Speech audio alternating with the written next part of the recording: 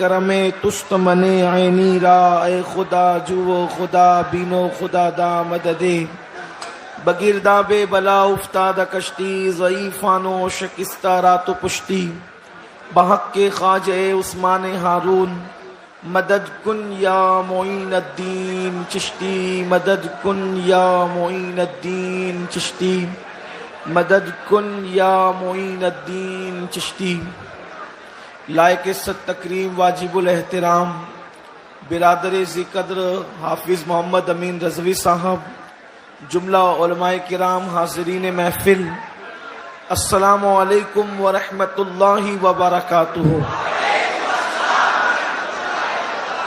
انتہائی احترام و عقیدت کے ساتھ اپنے اور ساری کائنات کے مرکز عقیدت، انیس بے کساں چارہ ساز درد منداں، ہم غریبوں کے غم گسار، ہم فقیروں کی ثروت، شہر یار ارم تاجدار حرم، نوبہار شفاعت، شب اسرا کے دولہا نوشے بزم جنت، دانائے سبل مولائے کل ختم الرسل، خسرو خوباں سیاح لامکاں وجہ کن فکاں، در اللہ المکنون سر اللہ المخزون، عالم ما کان وما یکون، آب و گل انبیاء جان و دل اصفیاء، مطلع ہر سعادت مقطع ہر سیادت، خلاصہ کائنات فخر موجودات، حضور احمد مجتبی محمد مصطفیٰ، ارواحنا فدا صلی اللہ تعالی علیہ وآلہ وصحبہ وبارک وسلم کی بارگاہ بے کس پناہ میں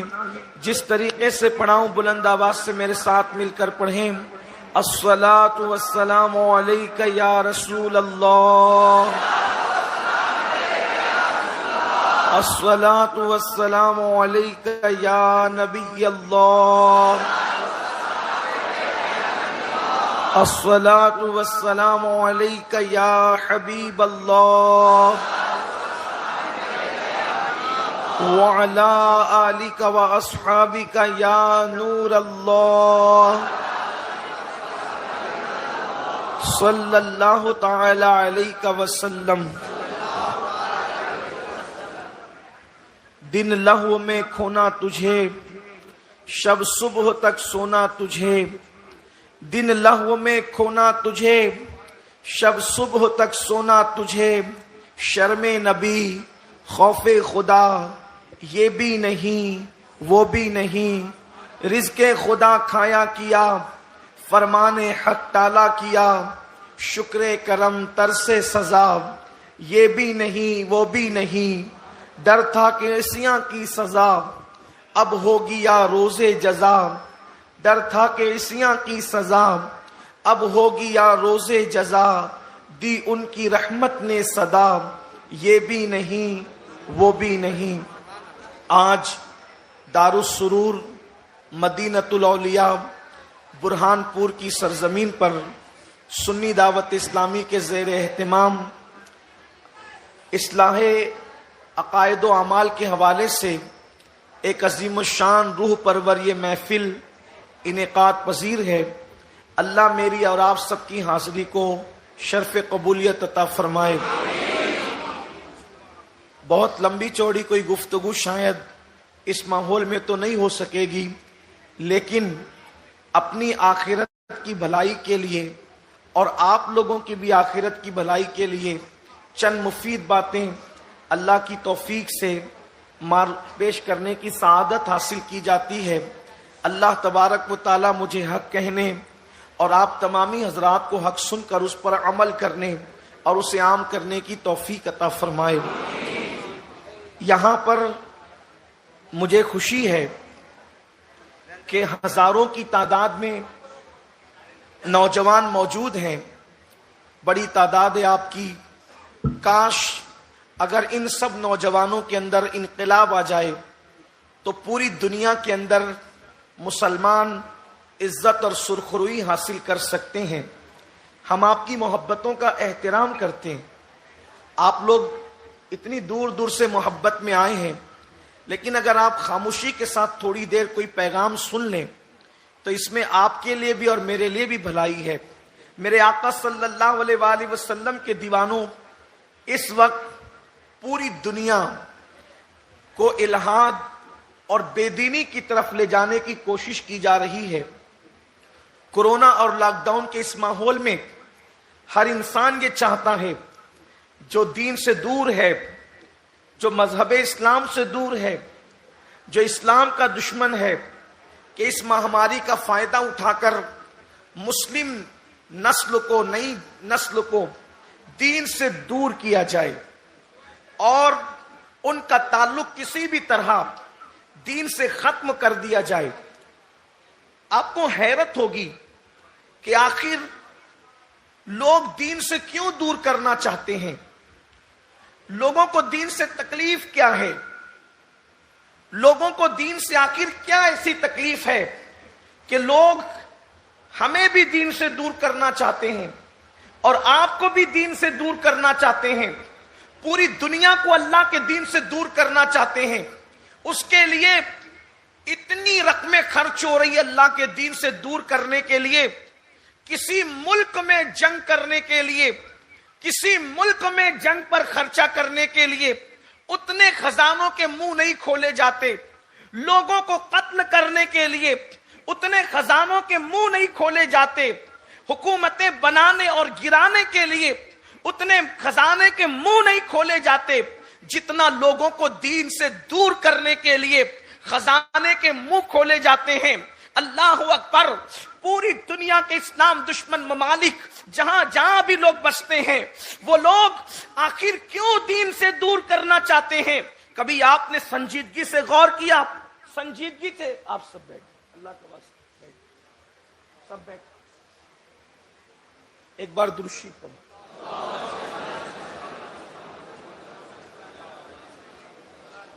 اللہ رب محمد صلی اللہ علیہ وسلم نحن عباد محمد صلی اللہ علیہ وسلم۔ آپ تھوڑی دیر بس اللہ کا پیغام، اللہ کے بندو سن لو، دعا دیتے ہوئے فقیر چلا جائے گا، لیکن تھوڑی دیر سنیں۔ کتنی محنت سے ان لوگوں نے محفل سجائی ہوگی، محفل سجانے والوں کو پتا ہوتا ہے کہ وہ کتنی محنت کر، اور آپ لوگ بھی کتنی دور دور سے اپنا آرام، اپنا عیش، اپنا گھر، اپنا بار، اپنی مصروفیات چھوڑ کر یہاں آئے۔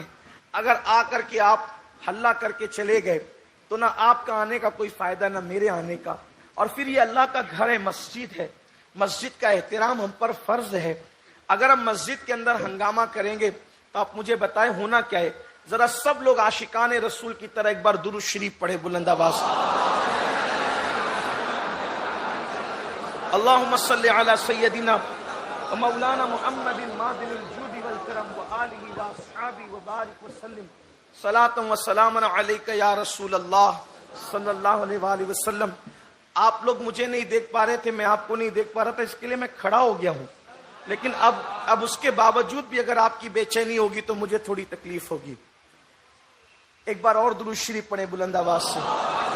اللہم صلی علی سیدنا و مولانا محمد مادن الجود والکرم وآلہ واصحابہ وبارک وسلم صلاۃ و سلام علیک یا رسول اللہ، صلاۃ و سلام علیک یا جد الحسن والحسین، غوث اعظم بمن بے سر و ساما مددے، قبلہ دی مددے، کعبہ ایما مددے، انتظار کرم تسک من عینی را، اے خدا جو خدا بینو خدا دا مددے۔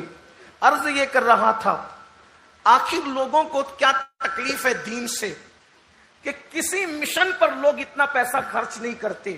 اسلام دشمن طاقتیں جتنا وہ ہمیں دین سے دور کرنے کے لیے پیسہ خرچ کرتے ہیں، جتنی طاقتیں وہ اپنے دشمنوں پہ نہیں لگاتے، اتنی طاقت وہ ہمیں اللہ کے دین سے دور کرنے کے لیے لگاتے ہیں۔ پوری دنیا کے اندر ایک عالمی سازش ہے کہ بس کسی طرح ان کو دین سے دور کرو۔ کبھی سنجیدگی کے ساتھ میری قوم کے جوانوں، تم نے بیٹھ کر کے سوچا کہ آخر کیوں دین سے دور کرنے کی کوشش کی جا رہی ہے؟ تو دین کی اہمیت تم نہ سمجھ سکے، دین کی اہمیت تم نہ سمجھ سکے، اسلام کا دشمن دین کی اہمیت سمجھ رہا ہے۔ اس کو پتا ہے جس دن مسلمان واقعی دیندار بن گیا، جس دن مسلمان کے سینے میں دینی غیرت پیدا ہو گئی، جس دن مسلمان کے سینے میں دینی حمیت پیدا ہو گئی، جس دن مسلمان کے سینے میں وہ عشق رسول پیدا ہو گیا جو عمر ابن خطاب کے دل میں تھا، جو صدیق اکبر کے دل میں تھا، جو عثمان غنی کے دل میں تھا، جو مولا علی کے دل میں تھا، جو بلال حبشی کے دل میں تھا، جو ابو ہریرہ کے دل میں تھا، جس دن یہ قوم اپنے نبی کی سچی وفادار ہو گئی، جس دن اس قوم کے دل میں اللہ کی خشیت پیدا ہو گئی، اللہ کا خوف پیدا ہو گیا، اس دن ہوگا کیا؟ ساری دنیا غلام ہوگی اور مسلمان سب کا آقا بن جائے گا۔ وہ جانتے ہیں، اس لیے کہ عرب کے بوریا نشین جو کیسر و کسریٰ کے تاجدار بنے تھے، اپنی عربیت کی بنیاد پر نہیں بنے تھے۔ عرب کے بوریا نشین جو کیسر و کسریٰ کے تاجدار بنے تھے، اپنے علم و ہنر کی بنیاد پر نہیں بنے تھے۔ عرب کے بوریا نشین اللہ اکبر جو بکریوں کو چرا کر اپنا گزر بسر کرتے تھے، اگر وہ کیسر و کسریٰ کے تاجدار بنے تھے، اس کی وجہ ایک تھی کہ وہ سچے پکے دیندار بن گئے تھے، ان کے اندر دین پیدا ہو گیا تھا، دین پر عمل کرنے کا جذبہ پیدا ہو گیا تھا، اس نے ان کو کیسر و کسریٰ کا تاجدار بنایا۔ آج بھی دنیا چاہتی ہے کہ ہمیں دین سے دور کرے، اس لیے کہ جو طاقت اللہ کے دین میں ہے وہ طاقت کسی چیز میں نہیں ہے، جو قوت اللہ کے دین میں ہے وہ طاقت کسی چیز میں نہیں ہے۔ مگر برا ہو مسلمانوں کا حال کیا ہے؟ کلمہ تو سب پڑھتے ہیں لیکن دین کے کتنے قریب ہیں؟ کلمہ تو سب پڑھتے ہیں لیکن دین پر کتنا عمل ہو رہا ہے؟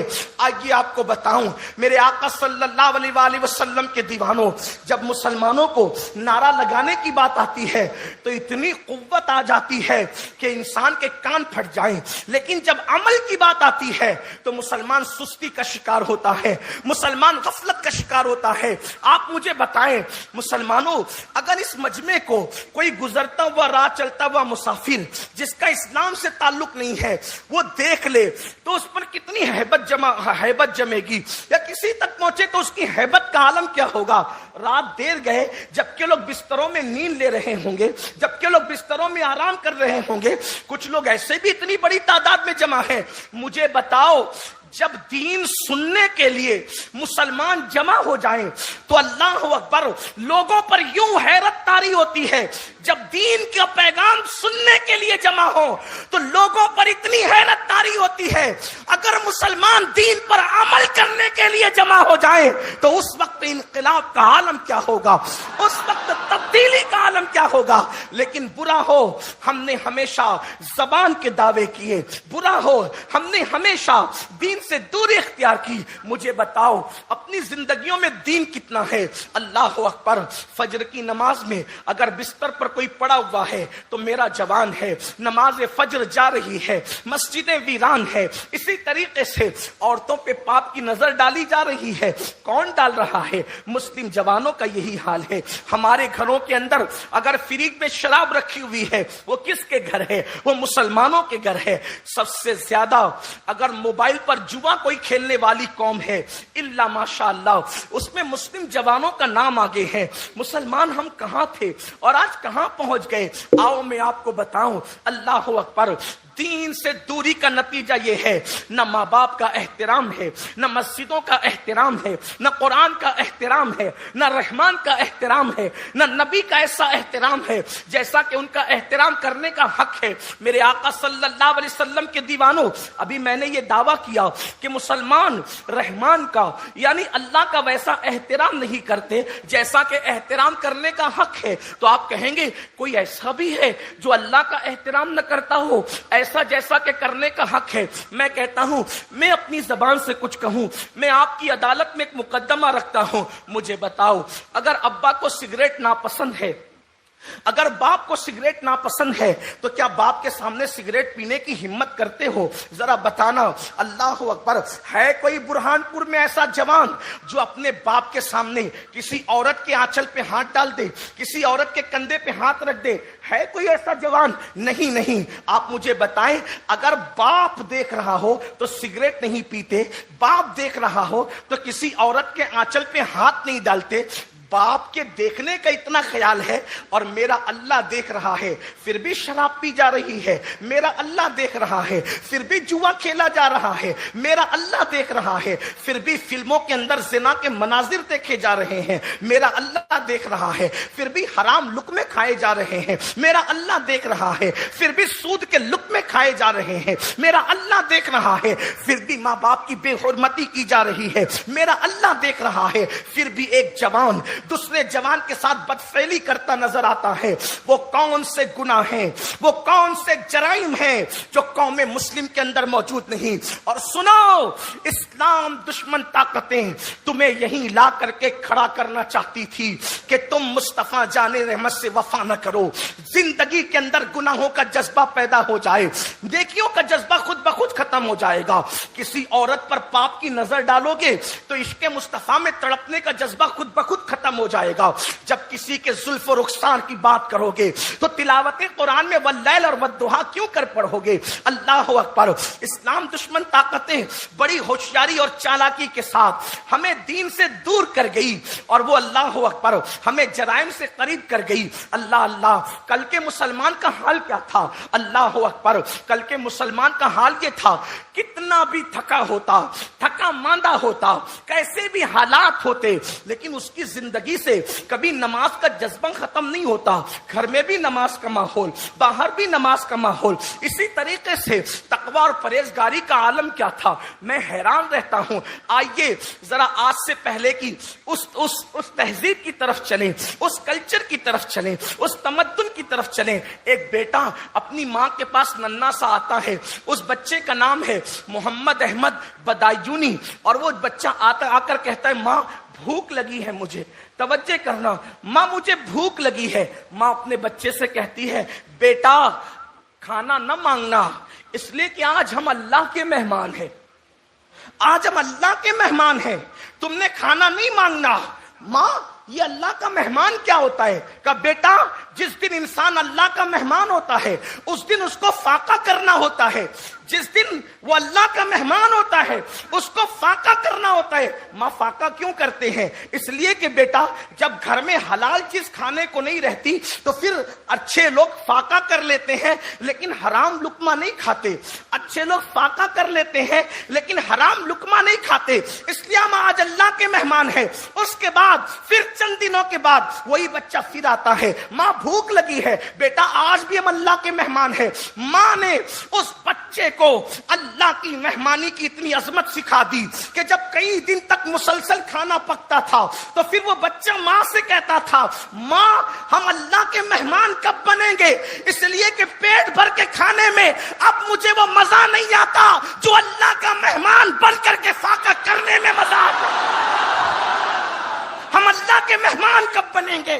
ہم اللہ کے مہمان کب بنیں گے؟ مجھے فاقہ کرنے میں اللہ کے نام پہ لطف آتا ہے۔ وہی بچہ جب جوان ہوتا ہے تو وہ بابا فرید کا مرید نظام الدین اولیاء کے نام سے جانا جاتا ہے۔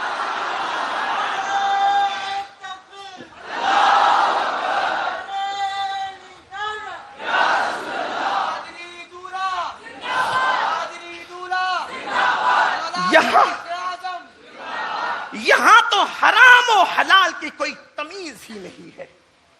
جو بچہ دیکھے کہ میرا باپ دن دن بھر بیٹھ کر کے بیڑی اور سگریٹ میں ڈوبا ہوا ہے تو پھر اس کا بیٹا شراب نہ پیے گا تو کیا ہوگا؟ اس لیے کہ باپ سے بچے 2 قدم آگے ہوتے ہیں۔ اگر باپ بیڑی اور سگریٹ پیے گا تو بچے کو شراب اور بھنگ اور افیون سے کوئی نہیں روک سکتا۔ یہ جو گناہوں کا ماحول ہے یہ ہمارے کردار کی نحوست کی وجہ سے ہے۔ اور ہمارا حال کیا؟ ہم کہتے ہیں امام حسین اتنے نیک تھے، میں کہتا ہوں بالکل تھے، لیکن کیوں نیک تھے وہ بھی تو دیکھو۔ حالانکہ ان کو تو کوئی تول بھی نہیں سکتا، دنیا میں کوئی ترازو ایسا پیدا نہ ہو سکا جو اہل بیت اطہار کی عظمت کو تول سکے۔ لیکن بات ہے تو بات کہنے کی ہے۔ بڑے نیک تھے، بے شک تھے، کتنے نیک تھے، اتنے نیک تھے کہ ان کے حاسدین بھی ان کے تقوی کی گواہی دیتے تھے، ان کے دشمن بھی ان کی پرہیزگاری کی گواہی دیتے تھے، لیکن ان کے نیک ہونے کی وجہ بہت ساری وجوہات میں سے سب سے بڑی وجہ اس لیے کہ ان کا گھر کا ماحول نیکیوں کا ماحول تھا۔ فاطمۃ الزہرا جیسی ماں تھی، علی مرتضیٰ جیسا بابا تھا، اور سید الانبیاء جیسا نانا۔ جب گھر کا یہ ماحول ہو تو پھر نیکیوں کا حال یہ۔ ایک مرتبہ کسی نے امام حسین سے کہا، حسین تمہاری ماں بڑی نیک تھی۔ فرمایا تو نے سچ کہا، اس لیے کہ نہیں کوئی چلے نہیں کوئی مسئلہ نہیں، مجھے عادت ہے، کوئی مسئلہ نہیں۔ آپ بیٹھیں بس تھوڑی دیر گفتگو ہوگی، بات ہو جائے گی مکمل۔ بیٹھے رہیں، آپ تشریف رکھیں۔ مجھے کھڑے ہو کر بولنے کی عادت بھی ہے، بیٹھ کے بھی بولتا ہوں۔ عمر کے اس حصے میں ہوں اس وقت کہ آپ بٹھا کے بولیں تو بیٹھ کے ہی بولوں، کھڑے ہو کر کے بولے تو کھڑے ہو کے بھی بول سکتا ہوں الحمدللہ، کیونکہ عمر کے اس، اور الحمدللہ ایسا نہیں کہ 1 گھنٹہ کھڑے رہ کے تھک جاؤں گا، 4 گھنٹے بھی کھڑے کریں تو میں کھڑے رہ سکتا ہوں، الحمدللہ اللہ احسان ہی۔ اس لیے کہ میں ابھی بھی 40 تک نہیں پہنچ سکا ہوں، اس لیے میں بول سکتا ہوں اللہ کی توفیق سے۔ جو پورے قد سے کھڑا ہوں یہ کرم ہے تیرا، جو پورے قد سے کھڑا ہوں یہ کرم ہے تیرا، مجھ کو جھکنے نہیں دیتا ہے سہارا تیرا، مجھ کو جھکنے نہیں دیتا ہے۔ بس صرف آپ کا حوصلہ چاہیے، اگر آپ سننا چاہتے ہیں تو میں سنانے کے لیے تیار ہوں۔ ایک بار درود شریف پڑھے آپ، اللہم صلی علی سیدنا مولانا محمد معدن الجود والکرم وآلہ واصحابہ وبارک وسلم، صلاۃ و سلام علیک یا رسول اللہ صلی اللہ تعالی علیہ وسلم۔ اور کہا حسین تمہاری ماں بڑی نیک تھی۔ امام پاک نے فرمایا تو نے سچ کہا، بالکل میری ماں نیک تھی، اور میری ماں کی نیکی کا حال یہ تھا کہ جس وقت میری ماں دنیا سے تشریف لے گئی، یعنی سیدہ فاطمۃ الزہرا، امام حسین کہتے ہیں جس دن میری ماں دنیا سے تشریف لے گئی اس وقت میں 7 یا 7.5 سال کی عمر کا تھا۔ اس کے باوجود میرا اتنا بچپنا تھا، میں 7 یا 7.5 سال کی عمر کا تھا اس وقت میری پاک ماں انتقال کر گئی، دنیا سے تشریف لے گئی، لیکن اس کے باوجود بھی، میرے بچپنے کے باوجود میری ماں کے تقوی کا یہ عالم تھا کہ میرا بچپنا تھا لیکن میں نے اپنی ماں کے سر کے بالوں کو کبھی نہیں دیکھا۔ میری ماں اپنے سر کے بال بھی مجھ سے چھپایا کرتی تھی، جس کے بچوں نے ان کے سر کے بالوں کو نہ دیکھا۔ جب ماں کے تقوی کا یہ عالم ہو، اور بابا کے تقوی کا عالم کیا ہے، بہت زیادہ گفتگو نہیں کروں گا، بہت مختصر میں کہہ کر کے عرض کرنا چاہتا ہوں، توجہ چاہتا ہوں۔ بابا کون ہے؟ بابا قسیم جنت و جہنم۔ قسیم جنت و جہنم کا مطلب تمہیں پتا ہے؟ میرے آقا نے فرمایا، مطلع القمرین میں یہ حدیث موجود ہے جس کو امام اہل سنت نے لکھا ہے۔ کیا فرمایا آقا نے کہ قیامت کے دن جو جنت اور جہنم تقسیم ہوگی نا، جنت اور جہنم جو بٹے گی، تو کہا کہ وہ حسنین کے بابا علی کے ہاتھوں سے بٹے گی۔ جنت بانٹنے والا بھی حسنین کا بابا ہے، اور جہنم بانٹنے والا بھی حسنین کا بابا ہے۔ جس کا چہرہ دیکھنا عبادت وہ حسنین کے بابا، جس کا ذکر عبادت وہ حسنین کے بابا، جس کے بارے میں میرے نبی فرمائے کہ ذوالفقار کی طرح کوئی تلوار نہیں ہے اور علی کی طرح کوئی بہادر جوان نہیں ہے۔ اسی سے منسلک کر کے کسی کہنے والے نے اس بات کو جوڑ کر کے پورا ایک شعر کر دیا، شاہ مردان شیر یزداں قوت پروردگار، شاہ مردان شیر یزداں قوت پروردگار، لا فتح الا علی، لا سیف الا ذوالفقار۔ ذوالفقار جیسی کوئی تلوار نہیں، علی جیسا کوئی جوان نہیں۔ ذرا سوچو وہ ہستی کیسی ہستی ہوگی جس کو دیکھنا عبادت، جس کا ذکر عبادت، جو پیدا ہو تو کعبے میں پیدا ہو، جس کو ناطق قرآن کہا جائے، جو ساقی حوض کوثر کہلائے، جو قسیم جنت و جہنم کہلائے، جس کی بیوی تمام جنتی عورتوں کی سردار، جس کے بیٹے جنتی جوانوں کے سردار، جس کا بھائی سید الانبیاء سید العالمین، اللہ اکبر، جس کو رسول اللہ فرمائے علی تو عرب کا سردار ہے۔ ایک مرتبہ آقا نے کہا علی عرب کا سردار ہے، عرب کا سردار۔ ام المومنین سیدہ عائشہ نے عرض کیا آقا عرب کے سردار تو آپ ہیں۔ فرمایا عائشہ میں پوری کائنات کا سردار ہوں اور میرا بھائی علی عرب کا سردار ہے۔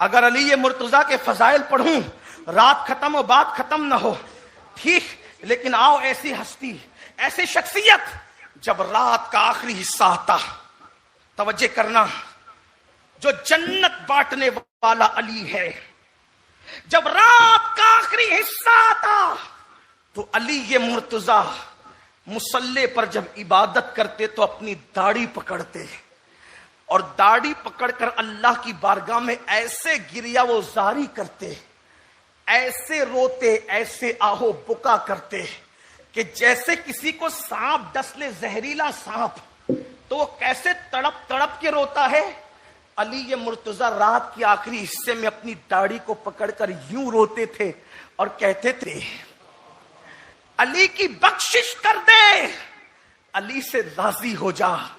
حالانکہ اللہ ان سے راضی ہے، وہ جنت اور جہنم کے بانٹنے والے ہیں، وہ سید الولایت ہے، وہ خاتم الولایت ہے، وہ خلیفہ چہارم ہے، لیکن رات کے آخری حصے میں یہ رونے کا مطلب کیا ہے؟ قوم کو پیغام دیا جا رہا ہے جو جنت بانٹنے والا ہو وہ اس طرح اللہ کو راضی کرنے کی فکر کرتا ہے، اور جن کو جنت لینا ہے، جنت بانٹنے والا راتوں کو اٹھ کے رو رہا ہے اور جنت لینے والے فجر میں بھی سو رہے ہیں۔ یہ کون سی سنیت ہے؟ یہ کون سا عشق رسول ہے؟ یہ کون سی اہل بیت کی محبت ہے؟ مولائے کائنات سید الاولیاء ہو کر اللہ کے لیے آنسو بہائے اور ہم گناہ کر کے کہے لگائیں، ہم گناہ کر کے ہنسیں، ہم گناہوں کو یاد کر کے اس کے مزے اڑائیں۔ واہ کل رات کیا مزہ آیا گناہ کرتے ہوئے، واہ وائی فائی کی نحوست کی بنیاد پر رات میں جو مناظر دیکھیں اس کی لذتیں کیا تھی۔ اچھی طرح یاد رکھنا، ام المومنین سیدہ عائشہ صدیقہ رضی اللہ تعالیٰ عنہ فرماتی ہیں کہ میں نے اپنے نبی سے سنا، سید العالمین سے سنا کہ جو گناہ کر کے ہنستا ہے اس کو رلا رلا کر کے جہنم میں داخل کیا جائے گا، جو گناہ کر کے ہنستا ہے اس کو رلا رلا کر کے جہنم میں داخل کیا جائے گا۔ اور میرے آقا نے فرمایا اے عائشہ کیا تم جانتی ہو کہ اللہ کے کچھ بندے ایسے ہیں اور میرے کچھ امتی ایسے ہیں کہ اللہ اکبر، جو لوگ بے حساب و کتاب جنت میں جائیں گے ان سے کوئی حساب نہیں ہوگا، وہ بے حساب جنت میں جائیں گے۔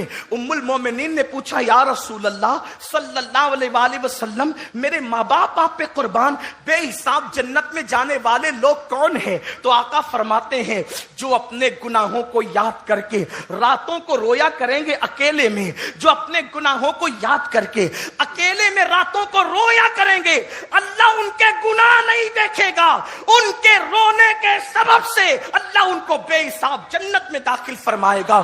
میری قوم کے جوانوں، اللہ نے آنکھیں اس لیے نہیں دی کہ ہم معاذ اللہ فلمیں دیکھیں، اللہ نے آنکھیں اس لیے نہیں دی کہ سیریل دیکھیں، اللہ نے آنکھیں اس لیے نہیں دی کہ جرائم کریں، یہ دو آنکھیں اللہ نے اس لیے دی ہے کہ اپنے گناہوں کو یاد کر کے رو لیں، اپنے گناہوں کو یاد کر کے آنسو بہا لیں، اپنے مولا کو منا لیں۔ اور سنو، اللہ کسی عبادت سے اتنا راضی نہیں ہوتا جتنا رونے سے راضی ہوتا ہے، جتنے آنسو بہانے سے راضی ہوتا ہے۔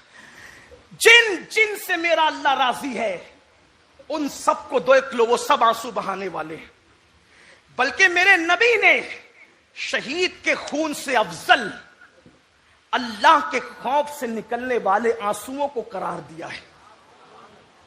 شہید کے خون سے زیادہ جس کی اہمیت ہے وہ گنہگاروں کے وہ آنسو ہیں جو اللہ کے خوف سے نکلتے ہیں، جو اللہ کی محبت میں نکلتے ہیں۔ آپ کو بتاؤں ان رونے والوں کی داستان، حضرت سیدنا سلطان العارفین بایزید بسطامی۔ یہ سلطان العارفین بایزید بسطامی کون ہے؟ ان کے بارے میں سید الطائفہ جنید بغدادی کہتے ہیں کہ جو مقام اللہ نے فرشتوں میں جبریل علیہ السلام کو عطا فرمایا، جو مقام اللہ نے جبریل کو فرشتوں میں عطا کیا، وہ مقام ولیوں میں اللہ نے سلطان العارفین بایزید بسطامی کو عطا فرمائے. بایزید بسطامی کو خون کا پیشاب ہونے لگا. دل کے کانوں سے سن لینا, اللہ کرے کسی کے دل میں بات اترے. خون کا پیشاب بایزید بسطامی کو ہو رہا ہے. مریدین کو پتا چلا, وہ کہنے لگے حضرت آپ کو خون کا پیشاب ہوتا ہے, کسی اچھے حکیم سے اپنا علاج کروا لو. بایزید نے کہا یہ وہ بیماری ہے جس کا علاج کوئی حکیم نہیں کر سکتا. یہ وہ بیماری جس کا علاج کوئی حکیم نہیں کر سکتا. کا مطلب کیا؟ کہا بیٹے یہ جو خون کا پیشاب ہوتا ہے نا, یہ خون کا پیشاب نہیں ہے. میرے بچپنے میں مجھ سے گناہ ہو گیا تھا.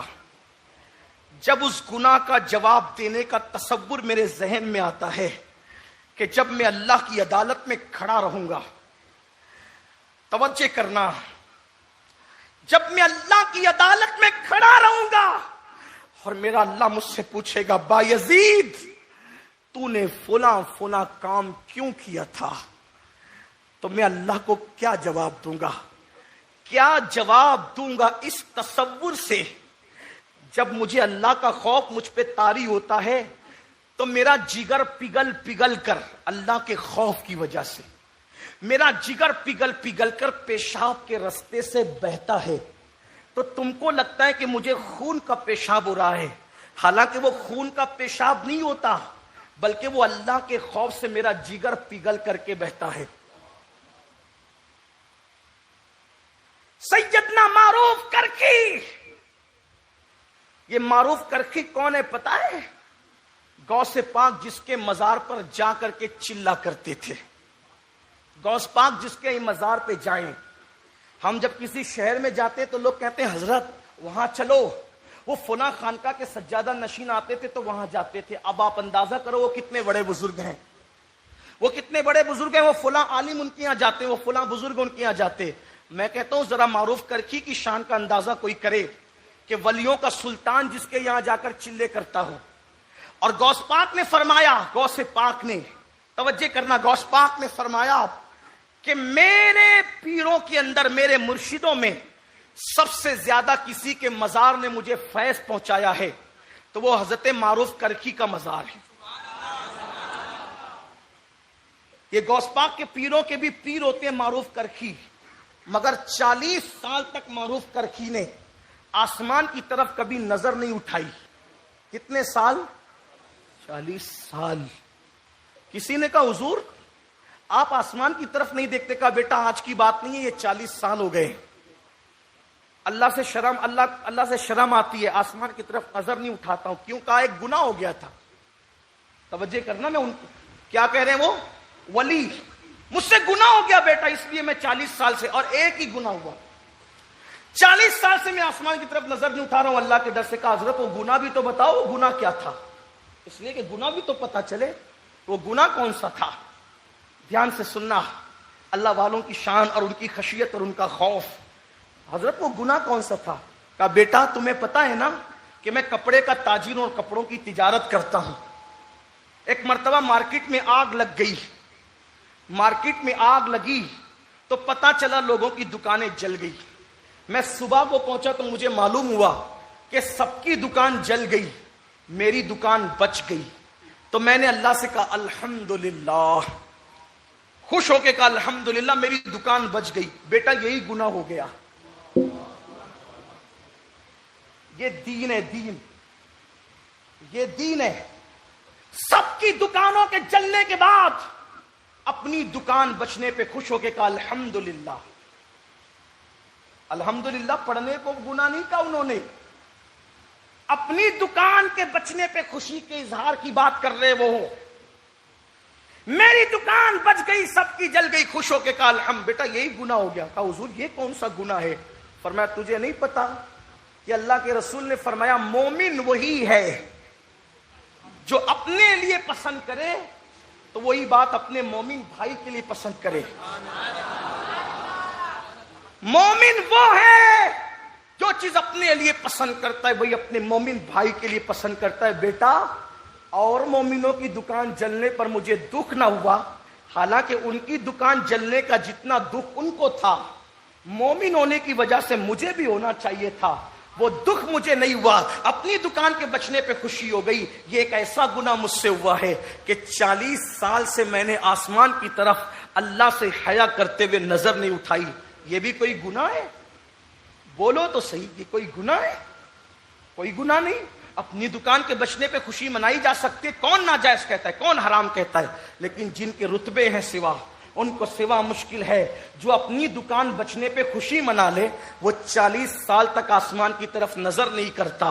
اور جو زنا کے اڈوں پر جا رہے ہیں، جو شراب کے اڈوں پہ جا رہے ہیں، جو داڑیاں منڈا کر گٹروں میں پھینک رہے ہیں، اور ان کا حال یہ ہے کہ مسجد میں آ کر 2 رکعت پڑھ کے بھاگ جاتے ہیں، عورتوں پہ بدنظری کرتے ہیں، ان کو گھمنڈ ہے مولانا ہم حضور کے امتی ہیں، اگر ہم جنت میں نہیں جائیں گے تو جنت میں کون جائے گا؟ یہ انہیں غرور ہے، یہ انہیں گھمنڈ ہے کہ ہم تو حضور کے امتی ہیں۔ کس منہ سے حضور کا امتی کہتے ہیں اپنے آپ کو؟ جتنا نبی کا دل ہم دکھا رہے ہیں، کیا اتنا نبی کا دل طائف والوں نے دکھایا تھا؟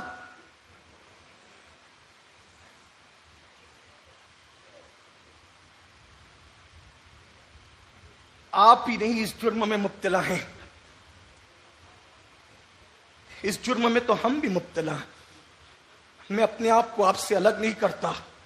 میں نے بہت بڑا جملہ کہہ دیا، توجہ کرنا، کہ طائف والوں نے میرے نبی کا جو دل نہیں دکھایا دشمن ہو کر، اس سے زیادہ دل ہم دکھا رہے ہیں، لاشعوری طور پر، جان بوجھ کے نہیں دکھا رہے ہو، مجھے پتا ہے، مجھے معلوم ہے۔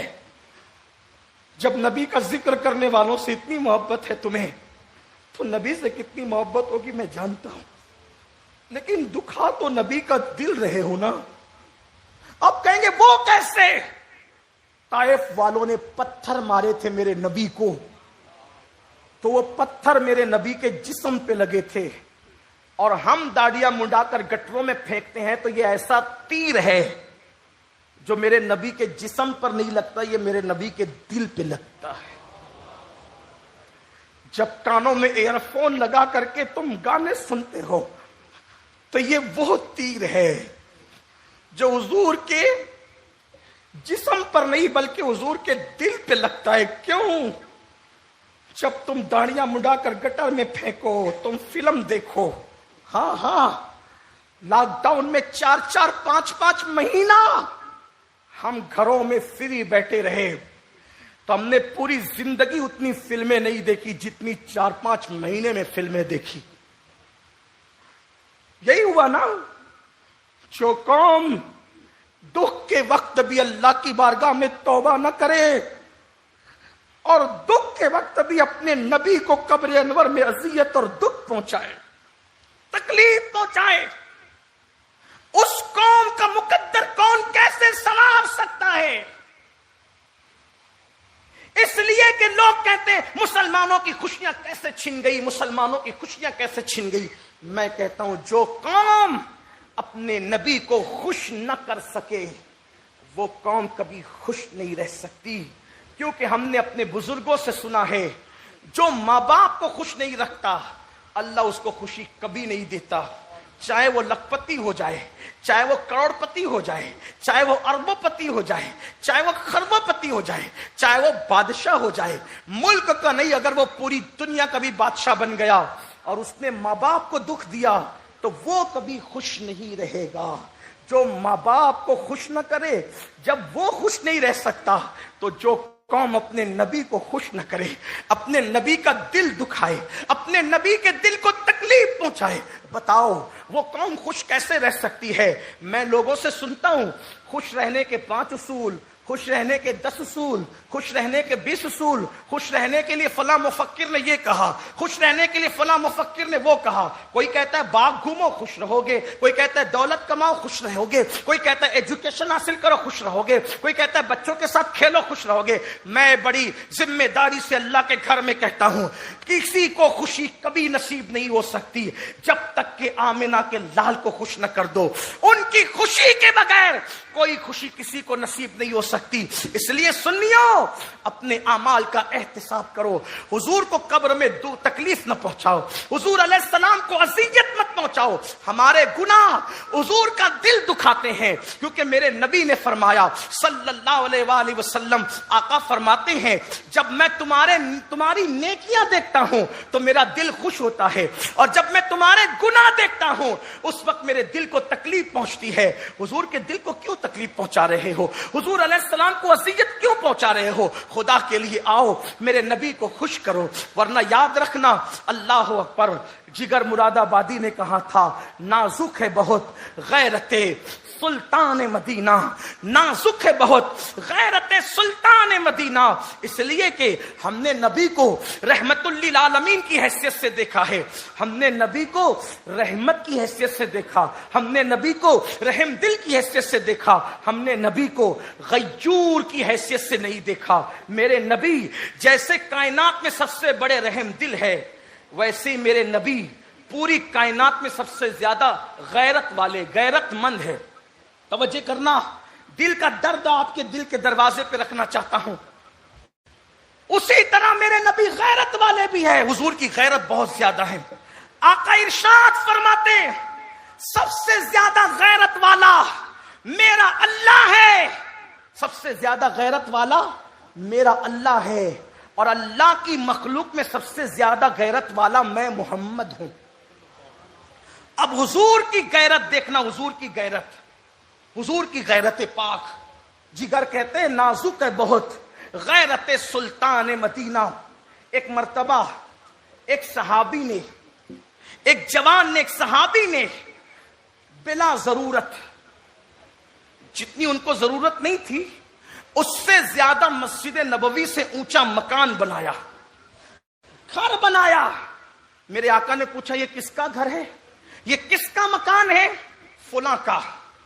کچھ نہیں کہا میرے آقا نے, کچھ وہ موجود نہیں تھے تو کچھ نہیں کہا, ان کی غیر موجودگی میں کچھ ارشاد نہیں فرمایا.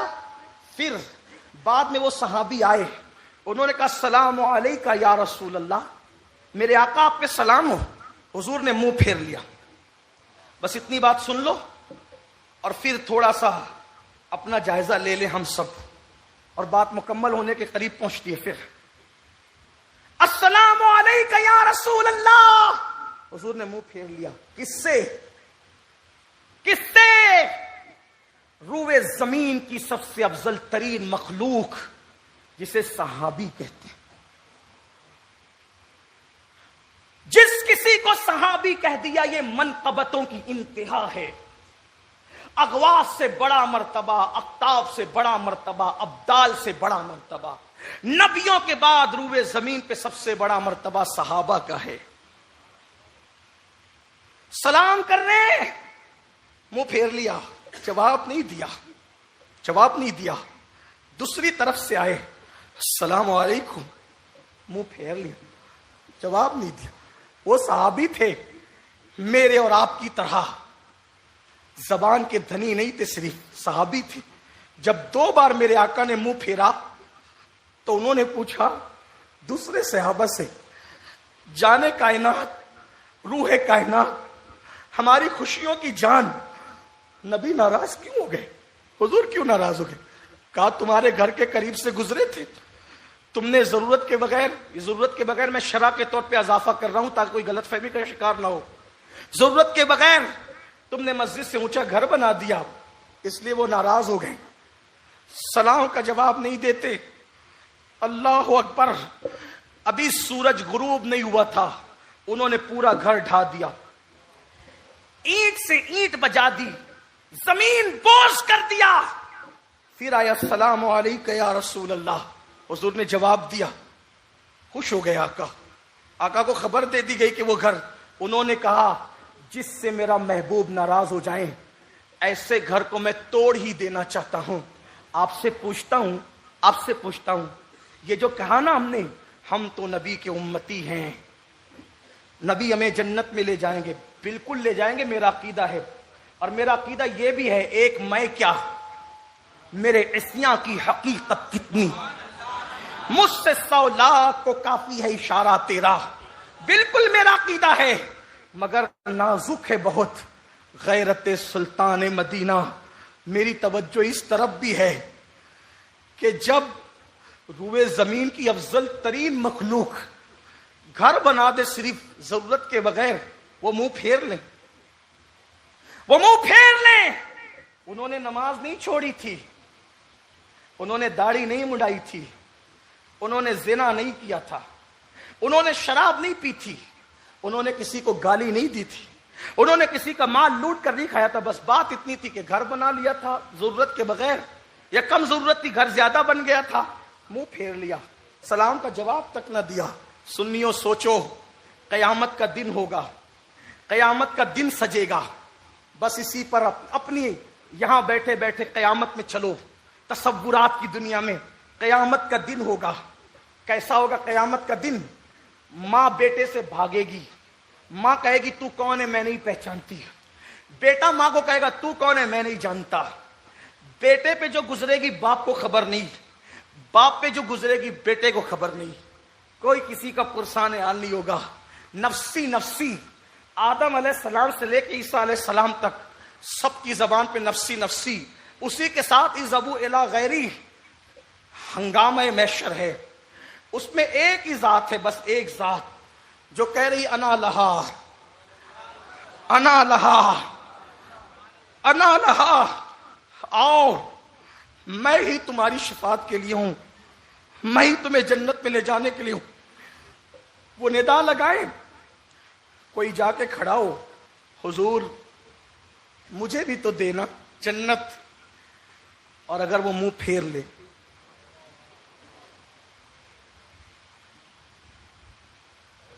وہ منہ پھیر لے، کیوں؟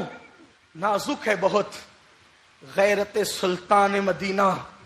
ظالم، نماز نہیں پڑھتا تھا تو، داڑھی مڈاتا تھا تو، حرام لقمے کھاتا تھا، عورتوں کے ساتھ پاپ کرتا تھا، راتوں کو عیاشی میں گزارتا تھا. اللہ نہ کرے اگر منہ پھیر لے، کس سے جنت مانگو گے؟ اور کون دے گا جنت؟ دہائی کس کو دو گے؟ کس کے پاس جا کر کے خیرات مانگو گے؟ جبکہ وہاں جبریل بھی ان کی طرف احتیاج رکھتے ہوں گے. جبریل تو جبریل ہے، جبریل سے بڑے مرتبے والی ہستی ابراہیم خلیل اللہ بھی ان کی طرف احتیاج رکھتے ہوں گے. میرے امام کہتے ہیں وہ جہنم میں گیا جو ان سے مستغنی ہوا ہے خلیل اللہ کو حاجت رسول اللہ کی. اگر وہ منہ پھیر لے، میں تو کہتا ہوں اللہ نہ کرے، اللہ کسی دشمن کے ساتھ بھی ایسا نہ ہونے دے کہ وہ کسی سے منہ پھیر لے. اور ان کے کرم سے امید ہے کہ وہ ایسا نہیں کریں گے. لیکن غیرت سے ڈر بھی لگتا ہے کہ جب وہ صحابی سے چہرہ پھیر لیتے ہیں، ان کی تنبیہ اور تادیب کے لیے، ان کو پیغام دینے کے لیے، ان کے ذریعے پوری امت کو پیغام دینے کے لیے، تو میری اور آپ کی اوقات کیا ہے؟ سوچو تو صحیح. اللہ نہ کرے اگر انہوں نے چہرہ پھیر کر معاذ اللہ یہ کہہ دیا کہ میری امت کی بیٹیاں لاجوں میں بک رہی تھی، میری امت کی بیٹیاں غیروں کے ساتھ بھاگ رہی تھی، اور تو رمضان شریف کی بھی پوری رات میں کرکٹ کھیلتا تھا.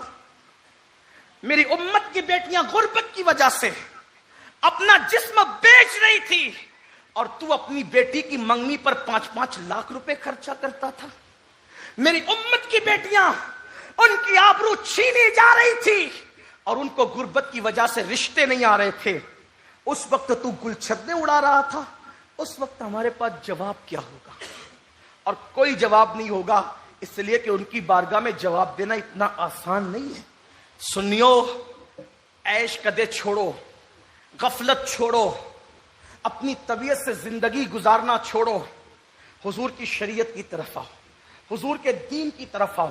اپنے دل میں اللہ کی خشیت پیدا کرو، اپنے دل میں اللہ کا خوف پیدا کرو، اپنے دل میں عشق مصطفیٰ پیدا کرو. بس ایک چھوٹی سی بات کہہ کر اب میں اپنی جگہ لے لینا چاہتا ہوں. اپنے نوجوانوں کو یہ کہہ کر، کچھ بھی کر لو، ترقی کبھی نصیب نہیں ہوگی جب تک حضور کو خوش نہیں کر لیتے. یہ لاک ڈاؤن کی مہاماری جس نے اپر کلاس کے لوگوں کو مڈل کلاس میں لا کے کھڑا کیا، مڈل کلاس والوں کو لوور کلاس میں لا کے کھڑا کیا، اور لوअر کلاس والوں کا حال کیا ہے وہ سب آپ کی نظروں کے سامنے ہے. بڑے بڑے لوگ ایک دوسرے سے قرضہ مانگنے پہ مجبور، لوگوں کے کاروبار تباہ ہو رہے ہیں، بینکوں کا دیوالیہ ہو رہا ہے. ایسے کے اندر اگر کہیں پناہ مل سکتی ہے وہ ایک ہی دربار ہے، وہ مکین گنبد خضرا کا دربار ہے، وہ مدینے کے تاجدار کا دربار ہے. کیونکہ ترقیاں بازاروں سے نہیں جڑی ہے، ترقیاں محبوب کے قدموں سے جڑی ہے.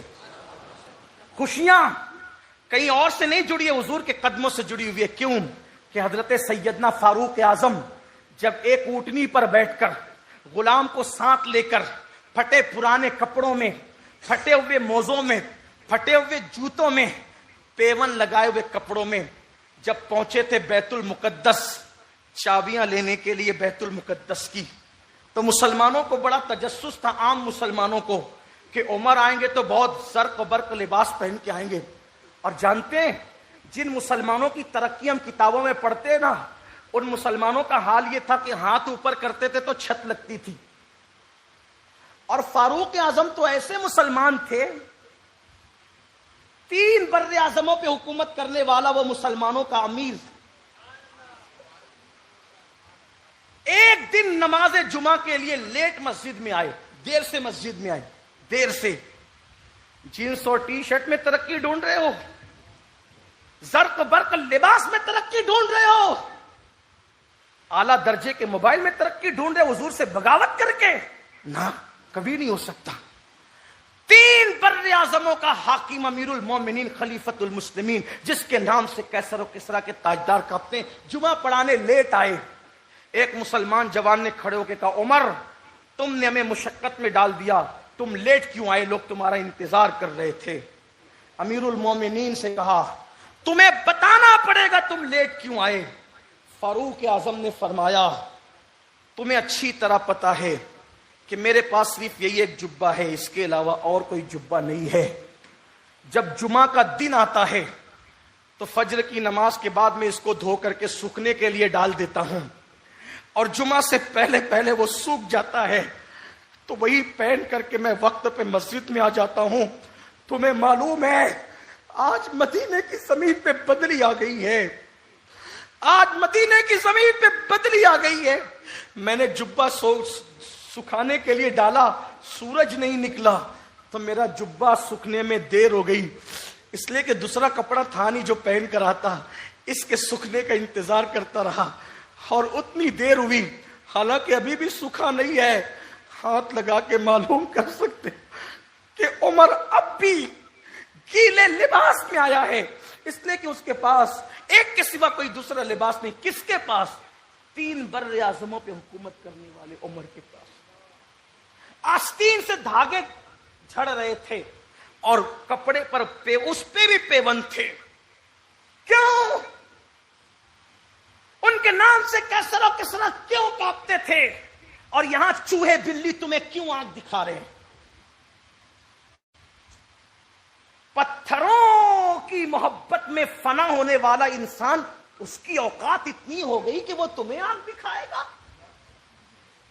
درخت اور دریاؤں کے آگے سر جھکانے والا انسان، اس کی اتنی حیثیت ہوگی کہ وہ ہماری آنکھوں میں آنکھیں ڈالے گا. کسی کی ماں نے ایسا لال پیدا نہیں کیا تھا جو ہماری آنکھوں میں جھانک سکے اس وقت تک جب تک ہم راتوں میں اللہ کے خوف سے روتے تھے. جب تک راتوں میں اللہ کے خوف سے روتے تھے، آنکھوں کے اندر وہ تاثیر تھی کہ کوئی ہماری آنکھ میں جھانکنے کی حیثیت نہیں رکھتا تھا. جب سے آنکھوں کا سے زنا کا منظر دیکھنا شروع کیا، کتے بلی بھی تمہیں آنکھ دکھا رہے ہیں. اگر ان دنوں کو بدلنا ہے، ترقی کی منزل کی طرف جانا ہے، آؤ ان نسبتوں کی طرف. فاروق اعظم ایک اونٹنی پہ بیٹھ کر، وہ بھی دبلی پتلی، پھٹا کپڑا، پھٹا جوتا، پھٹا موزہ. مبالغہ نہیں کر رہا ہوں، تاریخ پڑھ لو. شبلی نعمانی جیسا آدمی یہ لکھنے میں مجبور ہے. حالانکہ وہ بڑے شدت پسند تھے، لکھنے کے معاملے میں بڑے شدت پسند تھے. ایسے جلدی سے وہ کسی عبارت روایت پر جو وہ توجہ نہیں کرتے تھے. حالانکہ ہم لوگوں میں سے نہیں ہے، تھوڑا سا دور کا، تھوڑا ان سے ہمارا تھوڑا فاصلہ ہے، لیکن ایسے بندے نے بھی لکھا ہے. تو جب وہ بیت المقدس کی چابی لینے کے لیے گئے، عام مسلمان سوچے تھے کہ شان سے آئے گا ہمارا امیر، نئے مسلمان سوچے تھے کہ شان سے گا ہمارا امیر، لیکن پھٹے پرانے لباس پہ آئے تو حضرت ابو عبیدہ ابن الجرح اور خالد بن ولید کان کان میں بات کرنے لگے، کیا ہو گیا امیر المومنین؟ ملک کے باہر آئے ہیں ایک غلام کے ساتھ، پھٹے لباس کے ساتھ، اور پھر خالد ابن ولید نے ہمت کر کے کہا امیر المومنین آپ نے ہمیں رسوا نہیں کر دیا؟ یہ یہودی عیسائی بیت المقدس کے ہمارا مذاق اڑائیں گے، مذاق کہ مومنوں کا امیر ایسے آتا ہے۔ فاروق اعظم، وہ فاروق اعظم تھے، پتھر اٹھایا اور پتھر اٹھا کے پھینک کے ان لوگوں کو مارا اور کہا حضور کے پردہ فرمانے کو زیادہ دن نہیں گزرے، تم لوگ اتنی جلدی دنیا دار ہو گئے، تم کیا سمجھتے ہو عمر کو عزت ملی ہے کپڑوں سے، اونٹوں سے، چپل اور جوتوں سے؟ واللہ عمر کو عزت سواری اور جوتے چپل سے اور کپڑوں سے عزت نہیں ملی، عمر کو اگر عزت ملی ہے تو مدینے والے کی غلامی سے عزت ملی ہے۔ اور جب تک میری یہ نسبت ان سے رہے گی، عمر کو دنیا میں کوئی ذلیل نہیں کر سکتا۔ اور فاروق اعظم جب سامنے آئے تو وہ عیسائی بڑے بڑے راہی، بڑے بڑے علماء ان کو دیکھ کر کہتے تھے عمر اگر لاؤ لشکر کے ساتھ آتے تو ہم تمہیں صرف چابی دیتے، لیکن تم اسلام کی سادگی کے ساتھ آئے ہو، ہمارا وہ دل جیتا ہے، چابی بھی لے لو اور دل لے لو، کلمہ پڑھا کر اسلام میں داخل۔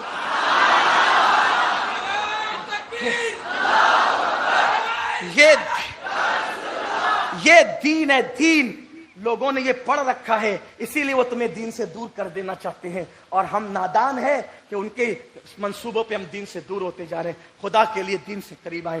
سنی دعوت اسلامی آپ کو دین سے قریب کرنا چاہتی ہے، مذہب سے قریب کرنا چاہتی ہے، اور یہ چاہتی ہے بھٹکے ہوئے آہو کو پھر صبح حرم لے چل۔ دل میں کسی کے زلف و رخسار کی آگ نہیں لگانا چاہتی سنی دعوت اسلامی۔ سنی دعوت اسلامی یہ چاہتی ہے کہ ہمارے دل میں عشق مولا کی آگ لگے، عشق رسول کی آگ لگے، اور اقبال کے جملوں میں یوں کہوں، خدا تجھے کسی طوفان سے آشنا کر دے، خدا تجھے کسی طوفان سے آشنا کر دے کہ تیرے بحر کی موجوں میں اضطراب نہیں۔ طوفان نوح میں بھی طاقت ہے، لیکن اتنی طاقت نہیں ہے جتنی طوفان عشق رسول میں طاقت ہے۔ نوح کا طوفان آتا ہے، توجہ کریں، نوح کا طوفان آتا ہے تو کافروں کو ڈبا دیا جاتا ہے، اور عشق مصطفیٰ کا طوفان آتا ہے تو کافروں کو کلمہ پڑھا کر کے ترا دیا جاتا ہے۔ آؤ اسی طوفان کی طرف چلتے ہیں جو گرنے والوں کو بچا لیتا ہے، جو ڈوبنے والوں کو ترا دیتا ہے، جو ذلیلوں کو عزت دار بنا دیتا ہے، جو ادنا کو اعلیٰ بنا دیتا ہے، جو کم بخت کو نیک بخت بنا دیتا ہے۔ اسی عشق رسول کی طرف چلے جو غلاموں کو کعبے کی چھت پہ لا کے کھڑا کرتا ہے، اسی عشق رسول کی طرف چلے جو سیاہ چہروں کو اللہ اکبر چمکدار بنا دیتا ہے۔ اور اقبال جیسا اس عشق کے فلسفے پہ یہ کہنے پہ مجبور ہو جاتا ہے، جرمنی کی خاک چھاننے والا ہو نہ یہ پھول تو بلبل کا ترنم بھی نہ ہو، چمن دہر میں کلیوں کا تبسم بھی نہ ہو نہ ساقی تو پھر میں بھی نہ ہو، خم بھی نہ ہو، خیمہ افلاک کا استادہ اسی نام سے ہے، بزم ہستی تپش آمادہ اسی نام سے ہے۔ قوت عشق سے ہر پست کو بالا کر دے، قوت عشق سے ہر پست کو بالا کر دے، دہر میں اسم محمد سے اجالا کر دے، کی محمد سے وفا تو نے تو ہم تیرے ہیں، یہ جہاں چیز ہے کیا لوح و قلم تیرے ہیں۔ ایک آخری بات کر رہا تھا، اب میں دیکھنا چاہتا ہوں آپ دین پہ کتنا عمل کریں گے۔ بولو آج سے وعدہ کرتے ہو حضور کو خوش کرنے کے لیے؟ کیا انشاءاللہ؟ بولو بھائی کیا کریں گے؟ نماز کی پابندی کرو گے؟ ایسے نہیں، اللہ کو گواہ بنانے کے لیے ہاتھ اٹھانے پڑیں گے۔ سبحان، رکھیے، اٹھا کے رکھیے۔ اے اللہ یہ تیرے محبوب کی محبت میں ہاتھ اٹھے ہیں، ہاتھ اٹھانا ان کا ہمارا کام ہے، ان اٹھے ہوئے ہاتھوں کی لاج رکھنا تیرا کام۔ اللہ ہم سب کو، ہماری نسلوں کو نمازی بنا دے۔ بولو دین پہ عمل کرو گے؟ اپنی آنکھوں کی حفاظت کرو گے؟ یہ تو ہو گئی ایک بات آپ کی متعلق۔ دوسری بات، اب میں یہ دیکھنا چاہتا ہوں کہ یہ جو 1 گھنٹے یا 1.25 گھنٹے کی تقریر ہوئی، اس پر عمل کون کرے گا، اور اس کو جانچا ہاں ماشاء اللہ، بغیر بولے کہنے تو اٹھا رہے تو اچھی بات ہے، ذرا وہ بھی کرو، وہ بھی دیکھ لو، چلو ہاں بس ٹھیک، رکھ دیجیے۔ 1.25 گھنٹے کی تقریر پہ عمل کون کرے گا اب مجھے یہ دیکھنا ہے، کیونکہ جب دیکھ پکتی ہے تو چیک کرنے کے لیے پوری دیکھ تھوڑی کھائی جاتی ہے، دیکھ پکتی ہے تو اس میں سے چند دانے نکال کے چیک کرتے ہیں تو سمجھ میں آتا ہے کہ پک گئی، کہ تب مجھے بھی چیک کرنا ہے۔ 1.25 گھنٹے کی تقریر کو چیک کرنے کے لیے میں صرف 1.25 جملہ بولوں گا، بس 1.25 جملہ۔ اب میں کیسے چیک کروں گا آپ کو، کہ آپ عمل کریں گے کہ میرا مذاق اڑائیں گے؟ جا کے چیک کرنا ہے تو جیسے میں آیا تھا ہنگامے میں، اگر میں ہنگامے کے بغیر جاؤں گا ڈسپلین کے ساتھ تو میں سمجھ جاؤں گا کہ آپ لوگ میری تقریر پہ عمل کریں گے۔